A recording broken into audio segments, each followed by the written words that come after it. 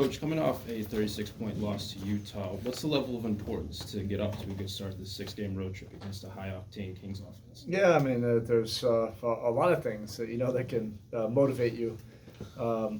We had good flight, we had a good meeting, good shoot around. And you just want to get back out there and compete. We understand what they've been doing, since the change. They are explosive. But these road trips are an opportunity, to really compete and come together through that competition. Coach, you're in this cluster of 8 teams in the Eastern Conference. You're only separated by 3 games in the loss column. And so you talk about opportunities. Is this one of them that you've discussed as a group? Is that, hey, here we are with 6 games on the road. It's not going to be easy, but it's still an opportunity to try to climb to the top of that group. Yeah, it's really just about your collective competitive spirit. These trips are for competitors only. There's nothing easy about coming on a trip like this, but this is why we're in the profession. You love it. You love the passion of these arenas. You love the challenge. You love trying to overcome stuff to get gratifying games and wins. Then you have to earn every bit of it. So we've talked about it, the last, it feels like the last 3 weeks or so, that we're in a group, with a lot of teams. Everybody's trying to figure out this consistency. Nobody has really gotten a handle of it yet. So yes, I do see that as an opportunity.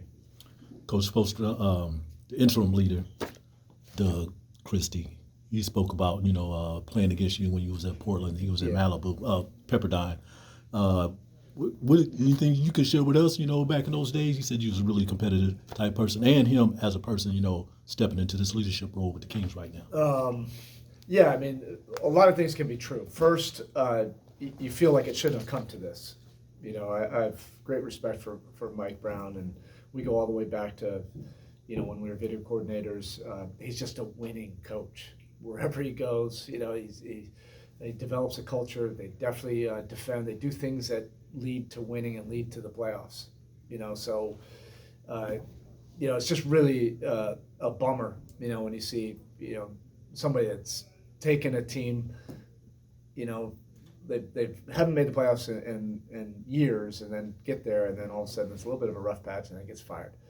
I mentioned that the other day. Now, the other thing could be true. Doug is, he's a great competitor, and he knows, this organization, very well. He knows what they want, and he's had, some years under his belt now, to, learn the coaching craft and the profession. He was a great competitor in college. I mean, he was part of some really good Pepperdine teams. Back then, Loyola Marymount was really the team, but he was part of the Pepperdine teams that were challenging, those Loyola Marymount teams. And he had a great, career and some really good years here. So I think that's probably what everybody, wants to get back to. Those years when Rick was the coach, they were must-see TV.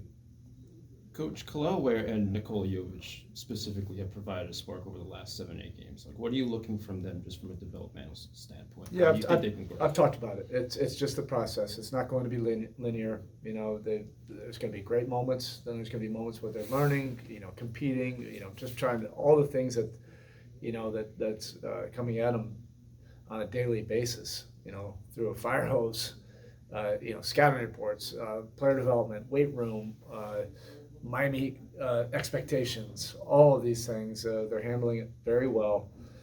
And then now, the accountability to minutes. These minutes are not just gifted to them. They have to earn them, we don't care, about just young guys getting minutes and gaining experience that way. You really learn how to impact winning when you're accountable, to those minutes.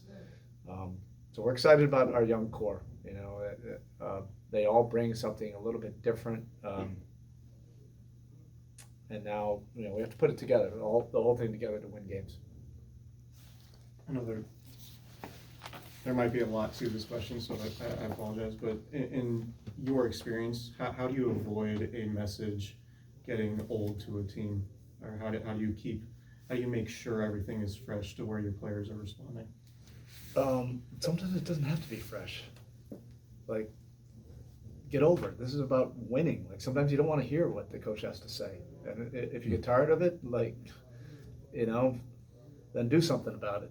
That's what we're hired, to do, to hold a standard.